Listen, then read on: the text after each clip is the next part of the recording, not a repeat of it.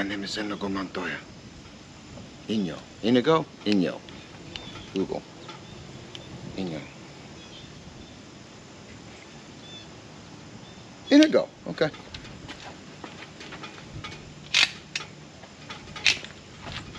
My name is Inigo Montoya. You killed my father. Prepare to die. By doing a transmission fluid change on a 2011 Dodge Journey RT.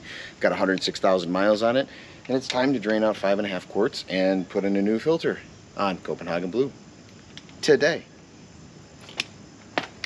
Do you know the 6-fingered man? To start out with, you're going to actually want to get the vehicle up in the air if you can. Makes things a little bit easier. Next, you're going to have all these 8mm bolts all the way around. Now, it looks like somebody siliconed this on, maybe with a gasket sealer instead of putting the actual gasket on. I guess we'll see if this comes off easily or not. Now, I would recommend using a ratchet to start breaking all the bolts loose first before moving on to like an impact. That way you can make sure that every one of them comes undone without a lot of force, and you'll get a feel to make sure that there's no stripped bolts.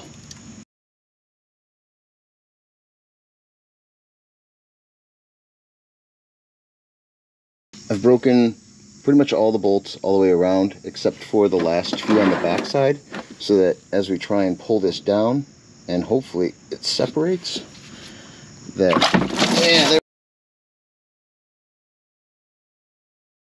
there we go. Yep. And it goes every fucking where. That didn't go as planned.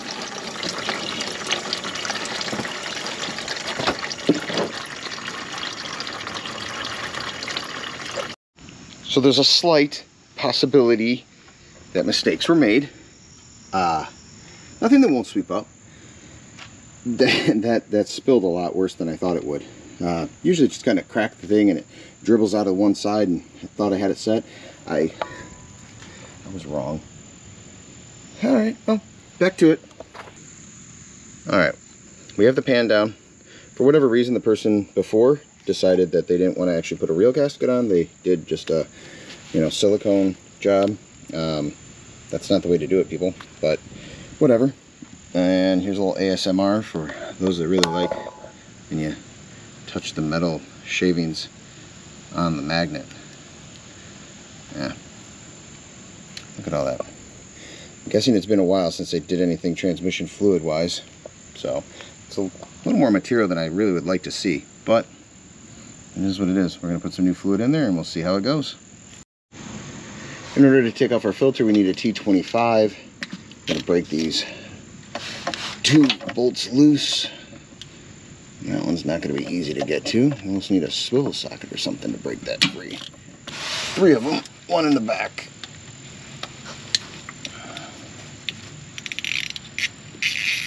Alright, so got our filter coming out slowly but surely.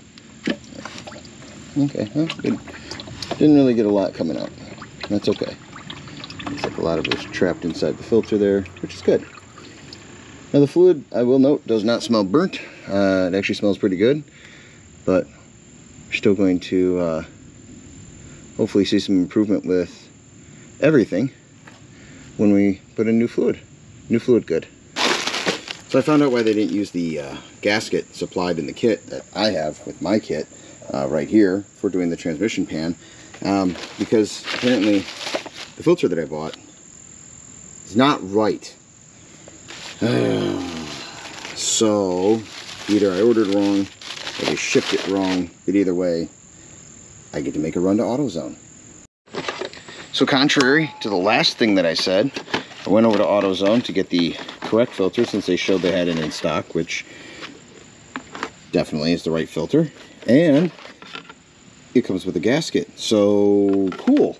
Apparently you don't RTV it, you do put a gasket on, and the other people were just lazy. Although they did want $25 separately for the gasket and didn't say that it came with it, so I was glad I opened the box in the store. We're going to take the little grommet out. There's a seal and goes up inside the transmission. It came with a new one, so we're going to have to pry that out. Then we'll put the new filter up there. We're going to put the pan up after we razor blade all of that off and put in our 5.5 quarts. As you can see, there is the seal for the filter up here. We're going to just actually get up in here and try and pry it out. We don't want to damage it. Or I should say we don't want to damage the actual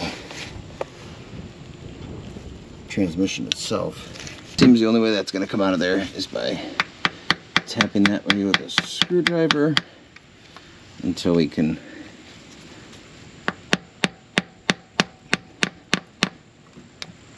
bend that in, take off some of the tension, because there we go. That just took away a little bit of the tension on the side.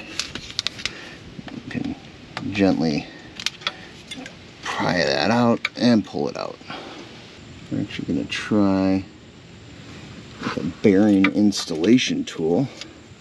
See if that'll give us the even pounding force that we need to just tab it in.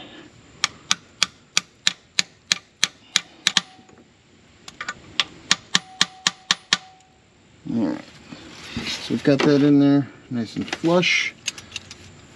I'm happy with that. I'm going to press this up in here.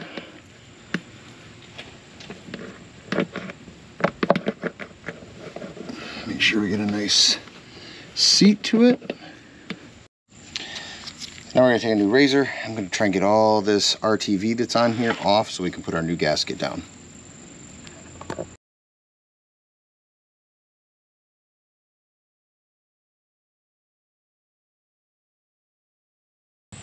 We're going to put down some Right Stuff 1-minute gasket maker.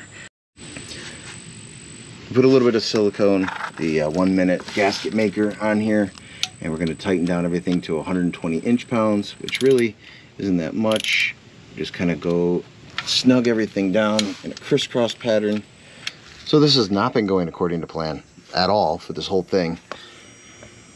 This mess that I now have as far as the transmission pan, it said to torque everything to 10 foot-pounds, but that's way too tight. I don't know if it planned on having a gasket, a rubber gasket or not, so I did it by hand, and I guess we'll just see if it leaks, and that's just gonna be how it goes. So if you're doing it, I can understand why the guy just did RTV and didn't even bother with the gasket. Maybe that's the better route, and that's what I'll have to do next time here shortly, because I have a feeling this will just leak. But keep pushing on. For our transmission fluid, we're using Mopar ATF +4. Takes 5.5 quarts of that, and we're going to put it in through the access at the top. There is no dipstick on this car. Well, when I wondered why the person used RTV, it's because it leaks. I obviously have broken the gasket free at this point, draining the fluid back out, but as soon as I put in 2.5 quarts, it started peeing out of the back. So we're going to take it down, I'm going to clean it all up again, and we're going to just put gasket maker on and do exactly what the last person did that I criticized that now is apparently smarter.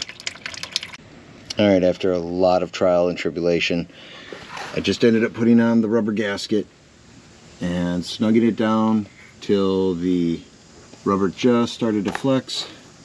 We're going to fill it up again and see if we get any leaks. 5.5 quarts of transmission fluid, 1 rubber gasket, a whole lot of frustration, a lot of 1-minute gasket maker, then cleaned up and redone. Maybe if somebody hadn't been there before, it would have been a little easier, but the thing that threw me off was it came with a gasket, but then the guy before me used RTV. I probably should have just used RTV. I tried using RTV with the gasket because I've seen people do that, and that did not work well for me at all. It just created such a headache. So I'm dirty, but it's done. Do I want to do it again? No, but I will because I forgot to put the magnet in the bottom of the pan. So it's on the outside of the pan, and I'll swap out fluid again because I want to try and keep changing it out anyway. Well, what was supposed to be a routine maintenance turned into being a big pain in the butt. But the transmission fluid is changed out with 5.5 quarts. I'm gonna end up dropping the pan again because, like I said, I forgot to put the magnet on the inside, which is pretty stupid mistake. But we're going to let this fluid go around in the transmission for a while, try and clean things up, and then we're going to drop it again and we'll see what condition the fluid's in. Hopefully a little bit less messy this time. But I appreciate you taking the time to watch. Hit like, hit subscribe, and I'll see you next time.